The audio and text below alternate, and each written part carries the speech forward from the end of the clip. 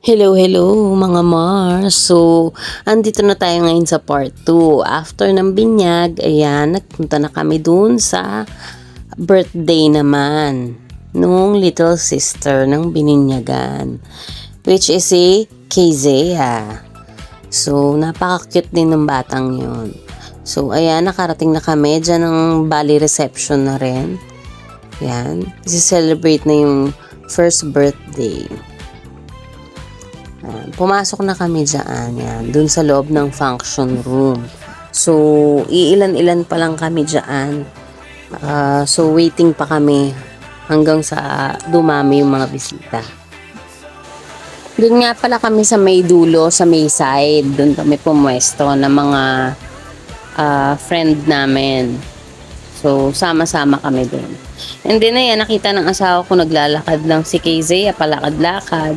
Yan, kinuha niya muna. Napaka-cute niyang batang yan. Napakatahimik. Lagi lang nakasmile yung baby na yan. Before the party, syempre, opening prayer muna. Ayan, si Jack ang nag-opening prayer. At ayun na nga, after nyan, syempre, first may pag-games si Mommy at Daddy para sa lahat. Sa ilalim ng lamesa. Read na ba happy birthday, okay? Ayan. Pag hinanap nyo to, nakita nyo, inupunta naman po dito sa harapan. Super hanap pa kami dyan. Tignan nyo naman. O, diba? Talagang todo silip kami sa ilalim dyan. At ayun na nga si Jack, ayan. Iba-iba kung ano na nakukuha sa ilalim ng table. Joke lang pala yung game na yun. So, ayan na yung totoong games. Ayan, para sa mga bata. Flip the cup yung game. Ayan na nga, may batang maliit dun sa gitna. Ayan, medyo baby pa siya. Nakikisali din siya doon. Wait lang. May katulong sila dito. Tapos, ayun, nanalo na nga ang boys. Ayan, kumukuha na sila ng prize dyan. At syempre, merong consequence yung mga girls kasi natalo sila sa game. After niya, mga adult na.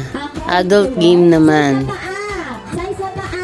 At syempre, nandyan si Jeff at saka si Rodel. Yung friend namin na yan. So, ayan. Kasali sila dyan.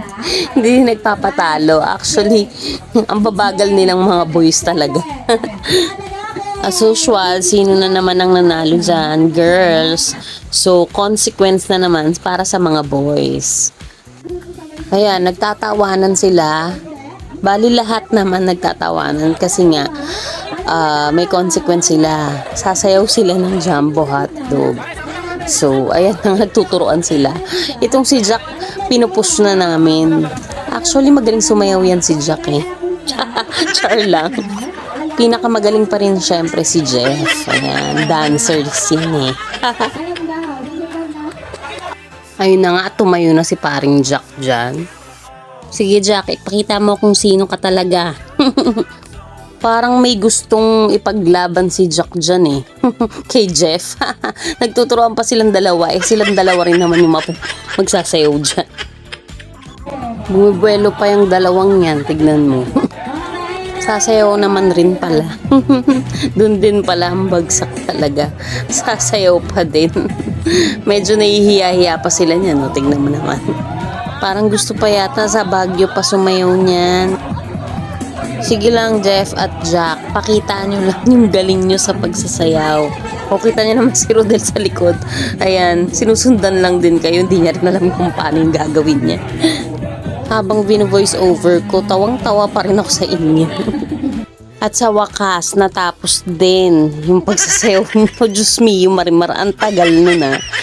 At ayan, may second game na naman. Kasali na tayo dyan. Pero syempre, magfo-focus tayo dyan sa dalawang yan. Kay Jack at saka kay Girlado, kay Kumare. Couple game nga pala yan. So, ayan si Jack. Biglang nagkaroon ng partner. So, anytime soon baka naman, 'di ba? Hanapin natin 'yan si Kumare. Paper dance game nga pala yan. So, kailangan kayong couple intact kayo. Kumbaga, kung kailangan magyayakapan kayo. O panoorin nyo na lang mga Mars. Start na, yan. Ikot-ikot. 1, go! Ay, sus naman talaga, Jack. Ayun na nga, mga Mars, huli sa camera, sa video. May pagyakap ang paring Jack natin. So, ayan na mga Mars, nakita nyo na. Minsan talaga dyan nagsisimula yan eh. Mahanap na nga to si Kumari.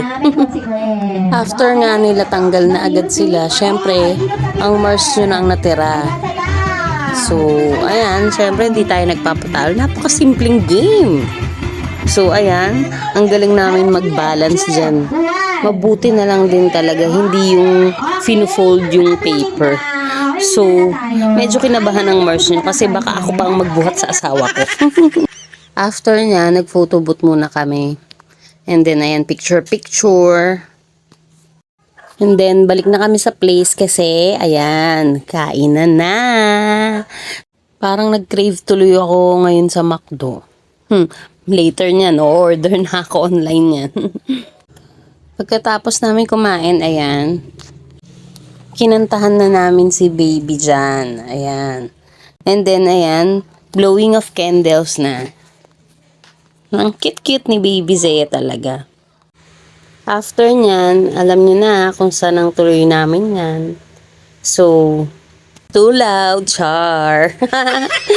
Paano mga Mars? See you again on my next video. Bye!